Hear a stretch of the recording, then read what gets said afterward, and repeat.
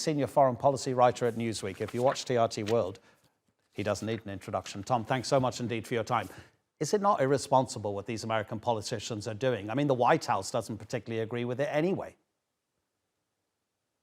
Yeah, I think that I would ask exactly what the strategic value of these visits are, because it's becoming increasingly apparent that this has a lot more to do with domestic politics than it does exactly with foreign policy, because foreign policy really is under the Biden administration's own prerogative. That's really the executive power. And of course, lawmakers have a responsibility to weigh in, but to be on the front lines, per se, of one of the most consequential relationships, if not the most consequential bilateral relationship in the world, I think certainly is a matter of concern. And I think we should remember that it's Taiwan right now that is at the front line of this. It's Taiwan that really is feeling the heat right now.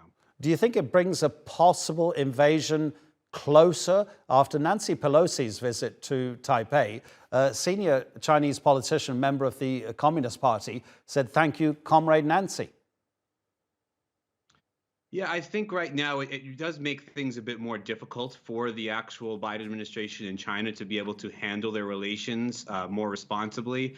We saw a little bit before this Nancy Pelosi's visit, we had seen an effort on the Biden administration to strike up some high-level meetings with China between officials, and there seemed to, at least in the last call between President Biden and President Xi, to be an effort to have some follow-on conversations. This is what senior administration officials had said. Now, after Nancy Pelosi's visit, things certainly, the temperature certainly was turned up. We saw the People's Liberation Army drills surrounding Taiwan. We saw live fire missile exercises over the island.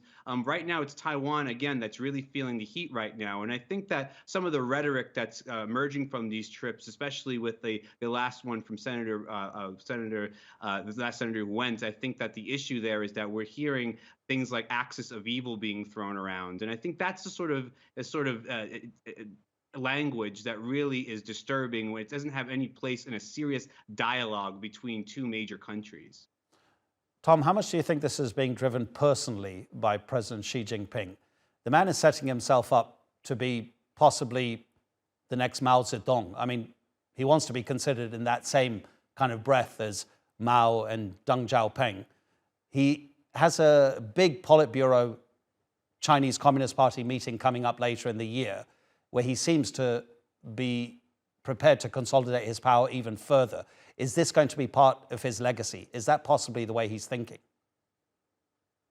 Well, there's certainly no doubt that the issue of Taiwan is central to Xi Jinping's rule, central to the image that he's portrayed himself. I mean, this is something that, of course, we have to remember, though, does predate President Xi's rule. This is something that's intrinsic to the U.S.-China relationship, something that's intrinsic to the existence of the People's Republic of China. The One China policy itself is something that was established as a precursor to the U.S. and China establishing relations. So I think it's becoming increasingly difficult for the U.S. now to argue that One China policy is not eroding. Now, of course, at the same time, it is putting China in a difficult position too, because President Xi certainly is under a test right now, and he's certainly being asked to make good on those promises to reunify Taiwan through diplomacy or by force if necessary. So certainly, I think, yes, there is something to be said of President Xi and China's rhetoric towards us. I think that they mean what they say. Tom O'Connor, always appreciated. Tom, thank you very much indeed.